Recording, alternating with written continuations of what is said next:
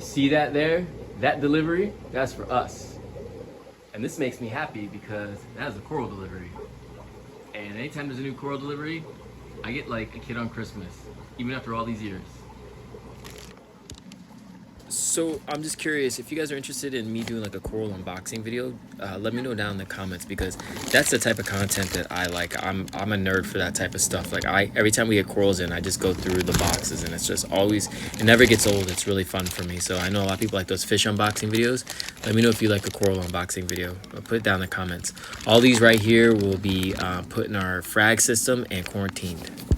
Yeah, so, you know, I love corals. I'm a big coral person. I wish I could spend more time doing coral and less time doing service, but hopefully in the future we can make that happen. The reason why I'm making this video today is because I'm headed to a customer's house, and I haven't done a video on this tank in a while, and I just wanted to give an update. But it's a Red Sea Peninsula style tank. If you watch my videos in the past, you remember this system. You'll remember when you see it. It's the one where the tank was leaking and it ended up breaking, and we had to replace it really fast. This was a really tough install. I still remember, my back still hurts from it, but it's in the wall and it looks like a TV, like in the wall. Beautiful setup.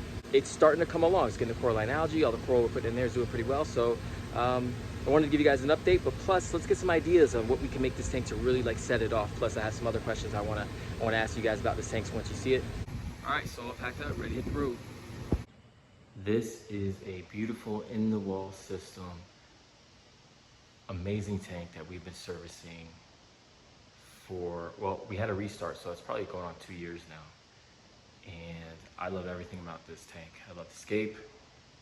I love just the look of it, how it's in wall, super, like really, really sleek looking. And I just wanted to give you a tour of it. I've shown this tank in the past, but we are starting to really get to the point where this tank is coming into itself. And I think it's ready for that next step, right? So what I mean by that is we have some significant zoanthid growth. See, all these zoas are growing like crazy. Every time I come here, there's more and more zoas growing. So that's a big deal. Even got some growing over here in the sand. Let's see, what else do we have here? Acans, doing amazing.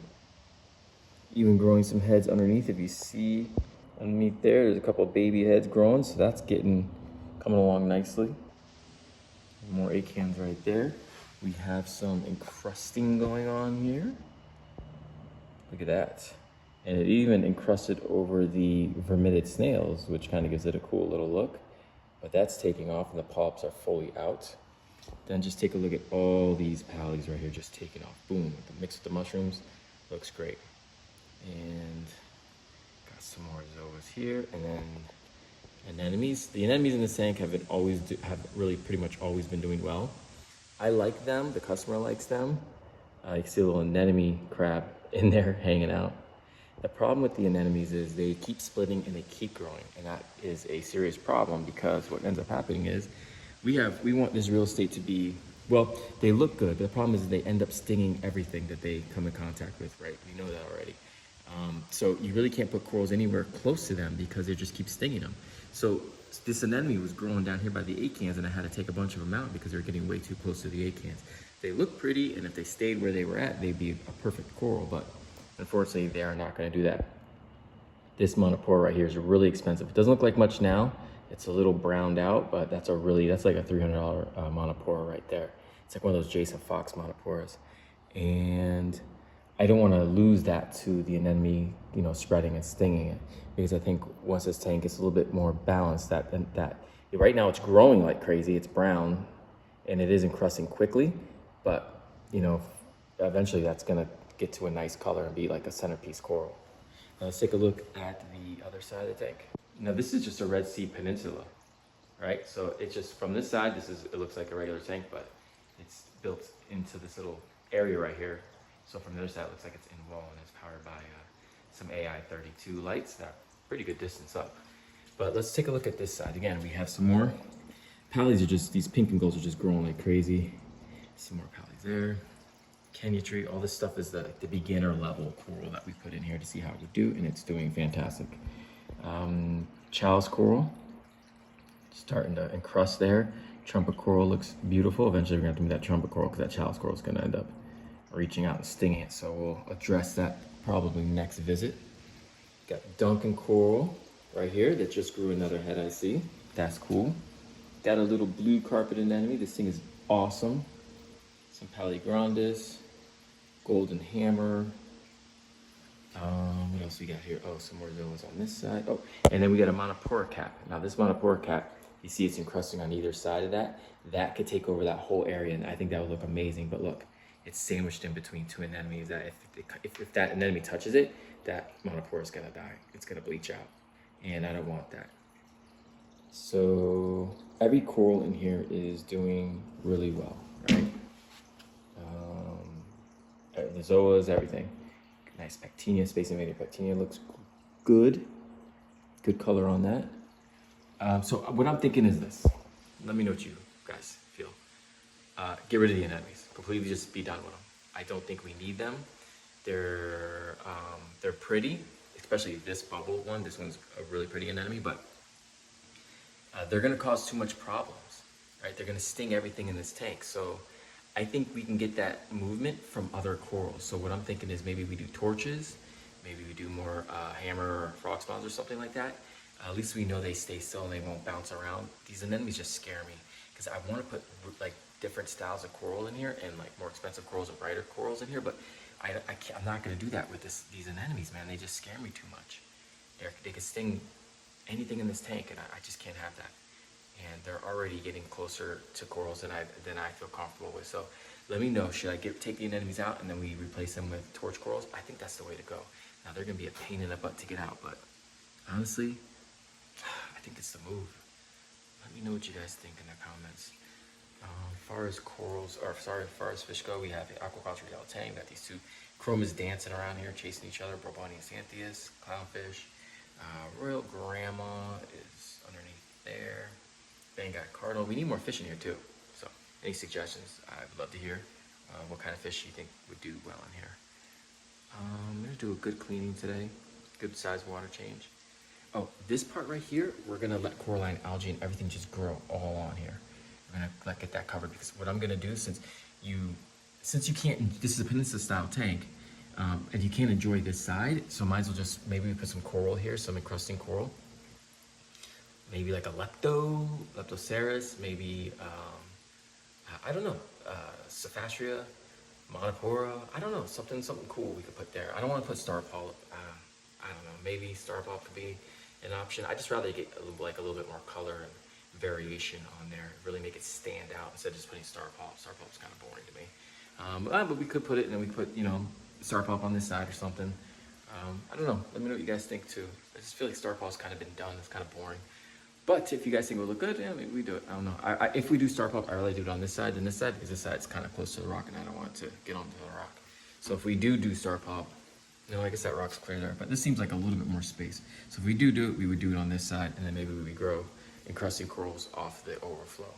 But I think that would look really pretty. I think it would look amazing. Also got some red discosoma mushrooms in there. I'm hoping those take off. We do have a lot of bubble algae in here. That's okay, and we're gonna get some emerald crabs to take care of that pretty soon. And all in all, the tank looks pretty good. I'm happy with it, but it definitely needs more. But I'm not doing anything until we get these anemones out, so just let me know what you guys think.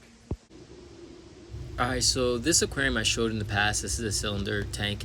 I never really kind of showed you this far away, so you can see it's like right there in the stair column. It's a really, really cool place to have a tank, just walking up the stairs and being able to see it. It's really neat.